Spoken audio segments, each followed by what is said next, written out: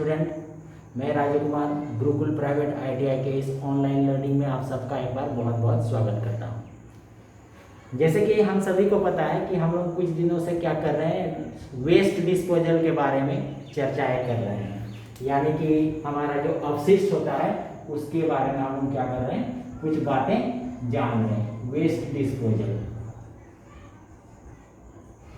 अब waste disposal के अंतर्गत जो है हम लोगों ने क्या क्या जान लिया था। वेस्ट डिस्पोजल के अंतर्गत हम लोगों ने जाना नाइट सॉइल के बारे में, है कि नहीं। नाइट सॉइल डिस्पोजल के बारे में जाना, नाइट सॉइल के बारे में। सेकंड जो हम लोगों ने जाना था वो हमारा था सॉलिड वेस्ट के बारे में हम लोगों ने जाना। अब जो है हम लोग जानने जा रहे हैं वो हमारा जो है क्या है, लिक्विड वेस्ट।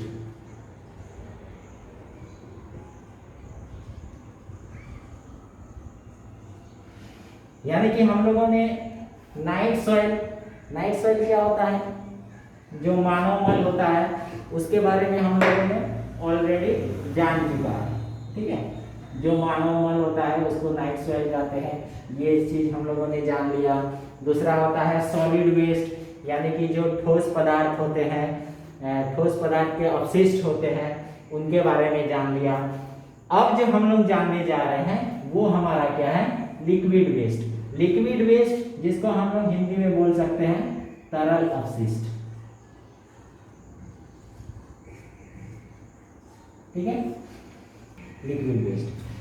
तो मैं इन दोनों को मिटा देता हूं क्योंकि हमें चर्चा जो करना है वो किस में करना है, लिक्विड वेस्ट के बारे में। लिक्विड वेस्ट यानी कि तरल अपशिष्ट।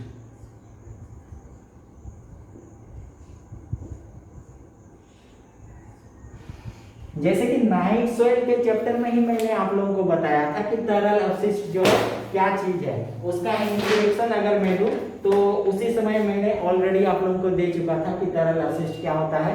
यानी कि ऐसा अपशिष्ट जो क्या हो, तरल रूप में हो। अभी तक हम लोगों ने देखा था सॉलिड के बारे में, यानी ठोस अवस्था में हो। यानी कोई भी पदार्थ जो मैटर होते हैं उनके 3 स्टेज होते हैं, ये भी मैंने आप लोगों को बताया था। कौन कौन होता है, पहला होता है सॉलिड, है कि नहीं, सॉलिड। दूसरा होता है लिक्विड एंड फाइनली होता है गैस। अब इनके बारे में तो जान लिया, सॉलिड यानी ठोस के बारे में हम लोगों ने जाना। अब ये लिक्विड के बारे में जो है हम लोगों को जानना है। तो ठोस के बारे में हम लोगों ने जाना था कि ऐसा पदार्थ होता है जिसका आयतन और आकार निश्चित हो, वो ठोस पदार्थ होता है। और ऐसे ही ठोस अपशिष्ट जिसका हम उपयोग करने के पश्चात अनुपयोगी मान लेते हैं, वो हमारा ठोस अपशिष्ट होता है। तो एग्जैक्टली यही बेस में हम लोग बोलेंगे कि तरल अपशिष्ट जो हमारा होता है, ऐसा तरल पदार्थ जिसका उपयोग करने के पश्चात हम लोग अनुपयोगी मान लेते हैं, तो जो अवस्था में क्या हो, तरल में हो, वो हमारा क्या होता है, लिक्विड वेस्ट यानी कि तरल अपशिष्ट। नाइट सॉइल के चैप्टर में हम लोगों ने जाना था कि तरल अपशिष्ट, जैसे फॉर एग्जांपल हम लोगों ने क्या के बारे में जाना था, स्वेज के बारे में। स्वेज यानी जिसको हम लोग क्या बोलते हैं, सीवर, है कि नहीं, सीवर का पानी जिसको बोलते हैं। तो इसमें क्या होता है तरल अपशिष्ट में कि 99% जो है हमारा क्या होता है, वाटर होता है, ओके। और 1% जो होता है वो हमारा क्या होता है, सॉलिड होता है, ठीक है। यानी तरल अपशिष्ट में हम लोग बोले कि 99% जो है इसमें क्या होगा, हमारा वाटर होगा, और 1% जो होगा वो हमारा क्या होगा, इसमें मिक्स किया हुआ सॉलिड वेस्ट होगा। तो यही चीज जो है हम लोग क्या करेंगे, तरल अपशिष्ट में जानेंगे। यानी हम लोग कह सकते हैं कि तरल अपशिष्ट कहने का मतलब या तरल अपशिष्ट का तात्पर्य उस पदार्थ से होता है जिसमें कूड़े कचरे जो होते हैं क्या होते हैं, एक तरल रूप में होते हैं।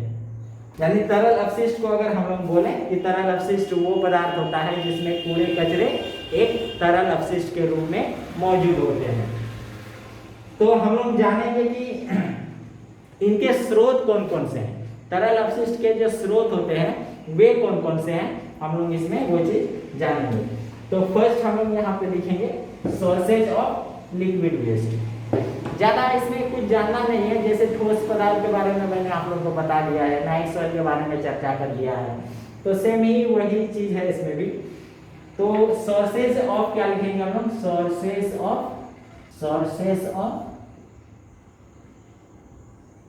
लिक्विड वेस्ट, यानी कि लिक्विड वेस्ट के जो है स्रोत कौन कौन से हैं। तो फर्स्ट अगर हम लोग इसको बोले तो वो हमारा हो जाएगा ब्लैक वाटर और स्वेज वाटर, ब्लैक वाटर, और दूसरा हमारा जो होता है वो हमारा होता है ग्रे वाटर और स्लज वाटर, ग्रे वाटर और स्लज वाटर।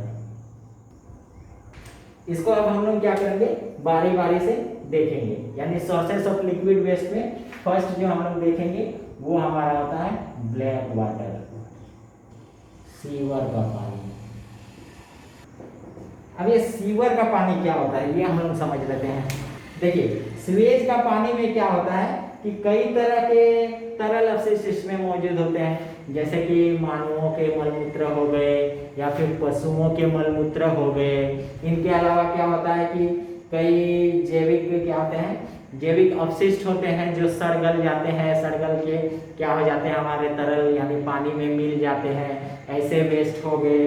इनके अलावा गंदे कारखानों का गंदा पानी, ये सारे चीजें जो क्या होते हैं हमारे ब्लैक वाटर के अंतर्गत आता है, यानी सीवर के पानी के अंतर्गत आता है।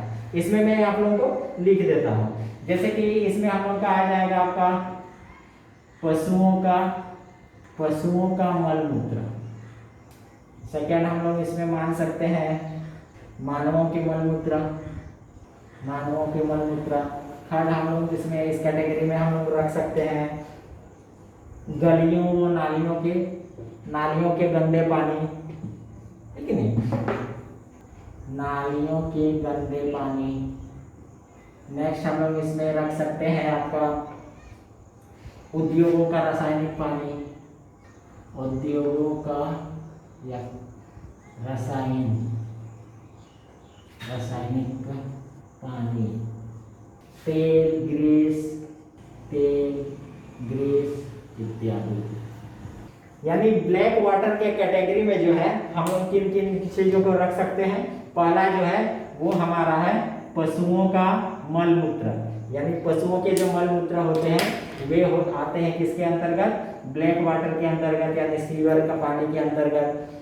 नेक्स्ट जो हमारा होता है वो होता है हमारा क्या, मानवों के मलमूत्र, यानी जो ह्यूमन अपशिष्ट होते हैं उनको भी हम लोग क्या कर सकते हैं, मानवों के मलमूत्र को ब्लैक वाटर की कैटेगरी में रखते हैं।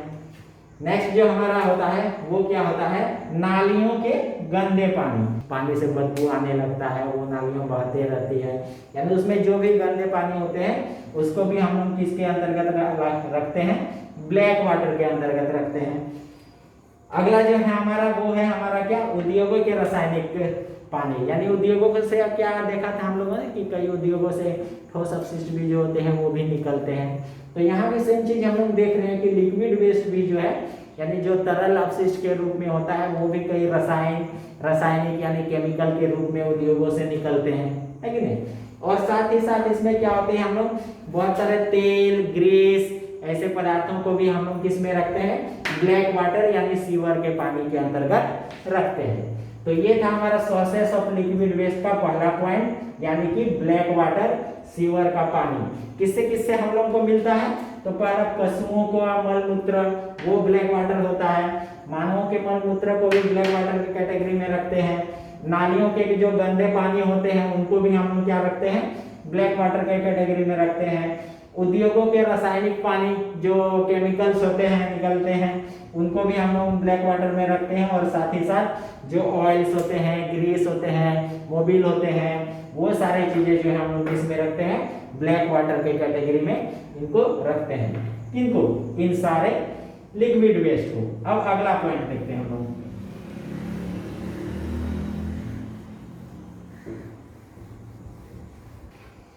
अगला पॉइंट जो है हमारा सोर्सेस ऑफ लिक्विड वेस्ट का, वो हमारा हो जाएगा ग्रे वाटर और स्लेज वाटर। ग्रे वाटर और स्लेज वाटर। ग्रे वाटर और स्लज वाटर जिसको हम कूड़े का पानी भी बोल सकते हैं। अब देखिए कूड़े का पानी क्या होता है कि ये जो है हमारे घरों से भी निकल सकते हैं। कूड़े का पानी, कूड़ा कचरा हमारे घरों से ही ज्यादातर निकलते हैं। तो जैसे घर में हम लोगों ने क्या किया, सब्जियों को धोया, फिर फलों को धोया, तो ऐसे ही जो भी अपशिष्ट क्या करते हैं हम लोग धोने के बाद पानी को फेंक देते हैं, उसका तो यूज हम लोग नहीं करते हैं। तो ऐसे ही जिस पानी को हम लोग उपयोग करने के बाद फेंक देते हैं वही हमारा क्या होता है, ग्रे वाटर होता है, यानी स्लज वाटर होता है। इसमें ना ही पशुओं का मल मूत्र होता है, ना ही मानवों का मल मूत्र होता है, और ना ही किसी तरह का केमिकल इसमें मौजूद होता है। इसमें डोमेस्टिक हम लोग जो यूज करते हैं उसी पानी को क्या करते हैं हम लोग तरल अपशिष्ट के रूप में बहा देते हैं, वही हमारा होता है ग्रे वाटर या फिर स्लज वाटर। इसके अंतर्गत अगर हम लोग बोले तो आता है जैसे आपका हो गया रसोई का गंदा पानी, मान सकते हैं हम लोग रसोई का गंदा पानी। दूसरा अगर हम लोग इसमें देखें तो हमारा इसमें आ सकता है कि पशुओं के पीने का पानी, पशुओं के पीने का पानी, ठीक है, यानी हमारा रसोई का गंदा पानी हो गया, जो सब्जियां छिलके या जो भी हम लोग धो के और फेंके वो सारा पानी हो गया। दूसरा जिसको हम लोग क्या करते हैं पशुओं को पिलाते हैं, अपने गाय बैल बकरियों को पिलाते हैं, तो वो पानी दोबारा हम लोग नहीं यूज करते हैं, यानी कि वो पानी पी लिया अगर बच गया तो वो तो हम लोग यूज में नहीं करते हैं उसको, यार जाहिर सी बात है कि अपशिष्ट मानकर हम लोग उसका क्या कर देते हैं, फेंक देते हैं, है कि नहीं। और यही मेनली चीजें जो है इसमें यही आते हैं। इनके अलावा और आपका हो सकता है कि कृषि का पानी, है कि नहीं। अब कृषि का पानी क्या होता है, कृषि का पानी, खेती गृहस्थी करते हैं तो हम लोग क्या करते हैं पानी का यूज करते हैं, जल का यूज करते हैं पटवन के लिए और क्या के लिए, कभी कभी क्या करते हैं उन पानियों को भी बहा देते हैं, अधिक हो जाता है तो ऐसे पानी को भी क्या करते हैं हम लोग स्लज वाटर या फिर ग्रे वाटर के अंतर्गत ही रखते हैं। इसमें जो है याद रखिए किसी तरह का केमिकल वाले अपशिष्ट को या फिर मलमूत्र होते हैं उनको, मानवों के हो या पशुओं के हो, ऐसे किसी भी तरल अपशिष्ट को हम लोग इसमें शामिल नहीं करते हैं। मेनली आप लोगों को इसमें बस यही याद रखना है कि जो रसोई से हम लोग का किचन से जो गंदा पानी निकलता है वो हमारा ग्रे वाटर स्लज वाटर के अंतर्गत आता है। पशुओं के जो पीने का पानी होता है वो भी हमारा ग्रे वाटर या स्लज वाटर के अंतर्गत आता है। या कृषि के पानी को भी आप लोग मान सकते हैं, खेती गृहस्थी में यूज करते हैं जिनको, उनका भी बर्बादी होता है, अपशिष्ट के रूप में हम लोग उसको फेंकते हैं, तो वो भी हमारा क्या होता है ग्रे वाटर और स्लज वाटर के अंतर्गत आता है। तो ये था हमारा क्या sources of liquid waste. Sources of liquid waste में एक बार फिर से रिपीट कर देता हूं। इसमें हम लोगों ने दो तरह का क्या देखा, दो तरह का सोर्सेज देखा। फर्स्ट जो था वो हमारा था ब्लैक वाटर और सेकंड जो हम लोगों ने देखा वो हमारा था ग्रे और स्लज वाटर, ग्रे और स्लज वाटर, ये हम लोगों ने इसमें देखा। अब जो है हम लोग जानेंगे कि किस तरीके से जो है ये लिक्विड वेस्ट हम लोग के स्वास्थ्य पर प्रभाव डालता है, यानी क्या क्या हानियां पहुंचती है हमारे इन्वायरमेंट को, इन्वायरमेंट के साथ साथ हमारे स्वास्थ्य को कौन कौन सी हानियां पहुंचती है वो हम लोग क्या करेंगे इसमें देखेंगे। Effects of liquid waste on health।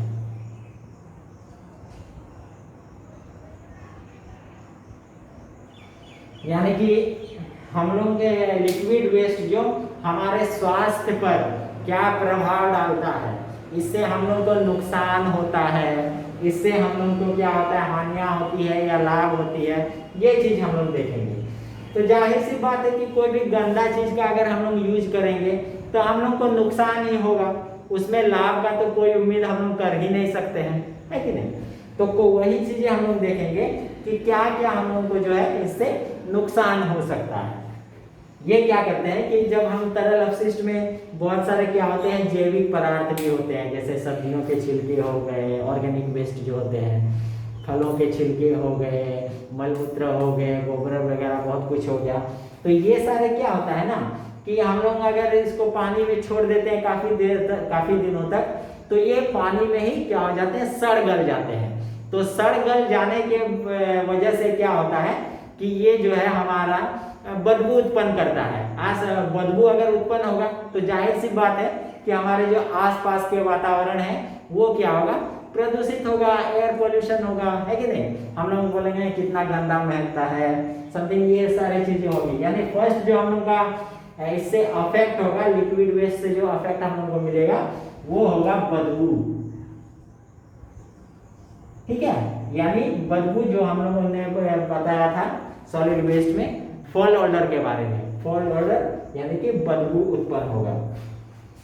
Second जो होगा वो क्या होते हैं कि कई बार हम लोगों ने देखा है कि पानी में जो है बहुत सारे कीड़े पनपने लगते हैं। यानी कि इससे क्या होगा कि लिक्विड वेस्ट को सही ढंग से हम लोग ने डिस्पोजल ना करें, निपटान ना करें, तो इसमें क्या होंगे, कीड़े पनपने लगेंगे। फर्स्ट में जो होगा वो हमारा क्या होगा, बदबू उत्पन्न होगा। सेकंड में हम लोग देखेंगे कि उसमें लिक्विड वेस्ट में क्या होने लगेगा, धीरे धीरे कीड़े उत्पन्न होने लगेंगे, कई बैक्टीरिया उत्पन्न होगा। उससे क्या होगा कि मक्खियां, मच्छर भी उत्पन्न होंगे, जिससे क्या करेंगे, ये कई रोगों के कारक बनेंगे, वाहक बनेंगे, साथ ही हमारे स्वास्थ्य को भी क्या करेंगे, अफेक्ट करेंगे।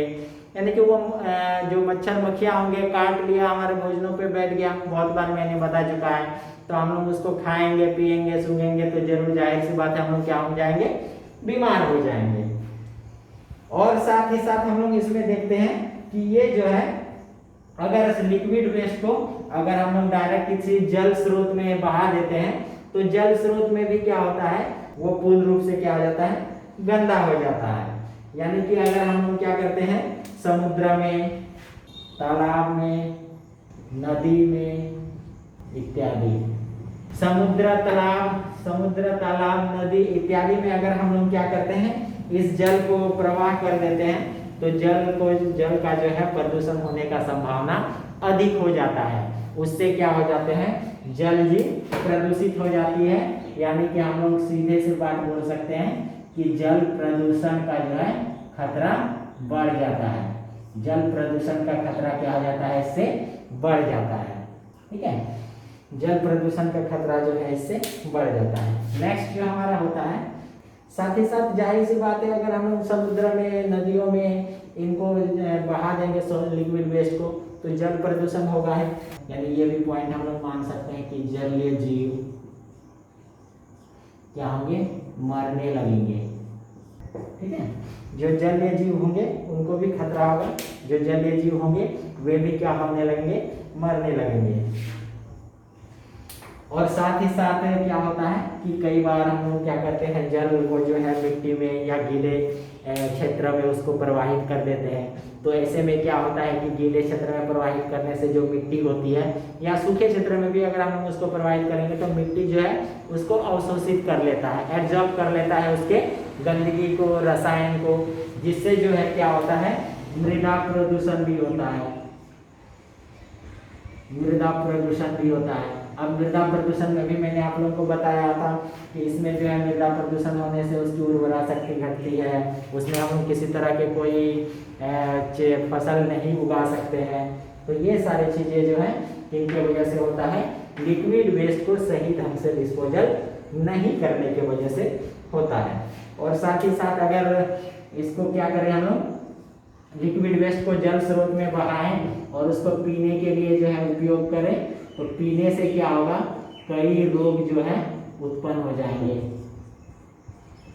रोगग्रस्त हो जाएंगे, पीने से रोगग्रस्त हो जाएंगे। यानी कि इस जल को पीने से भी क्या करते हैं, अगर पीने के रूप में हम लोग यूज करते हैं, हम लोग हों चाहे तो पशुओं को पिलाएं तो उनको भी क्या हो जाएगा, कई तरह के जल जनित रोग हो जाएंगे।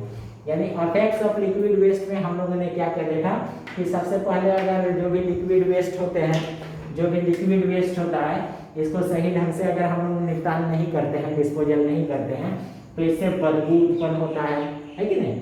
साथ ही साथ उसमें क्या होते हैं, कीड़े भी पनपने लगते हैं और अगर इसको समुद्र, तालाब, नदी इत्यादि में बहाते हैं डायरेक्ट बिना उपचार किए तो क्या होता है, उनका जल प्रदूषण भी बढ़ जाता है, जल प्रदूषण होता है। अब जब जल प्रदूषण होगा तो जाहिर सी बात है जो जलीय जीव होंगे वो क्या हो जाएंगे, मरने लगेंगे। और साथ ही साथ क्या होता है, इसको अगर हम खुले मिट्टी में प्रवाहित कर देते हैं तो हमारा जो है मृदा भी क्या होता है, पोल्यूशन होता है, यानी जो सॉइल पोल्यूशन के बारे में मैंने आप लोग को बताया था, मृदा प्रदूषण भी होता है इसमें। और अगर हम लोग इस पानी को पीते भी हैं तो क्या हो जाता है, हम लोग कई जल जनित रोगों से हम लोग बीमार हो जाते हैं। तो ये सारे जो है अफेक्ट हम लोग को किस वजह से होता है, लिक्विड वेस्ट यानी तरल अपशिष्ट के वजह से। तो आज मैं यहीं पे समाप्त करता हूँ। आशा करता हूँ कि आप लोगों को अच्छी तरीके से समझ में आ गया होगा। अगले दिन जो हम लोग क्या करेंगे, थोड़ा सा बाकी है इसमें, उसमें हम लोग ये जानने का प्रयास करेंगे कि लिक्विड वेस्ट को जो है हम लोग कैसे निपटान करें, उनका कैसे डिस्पोजल करें। तो तब तक के लिए आप लोगों का बहुत बहुत धन्यवाद।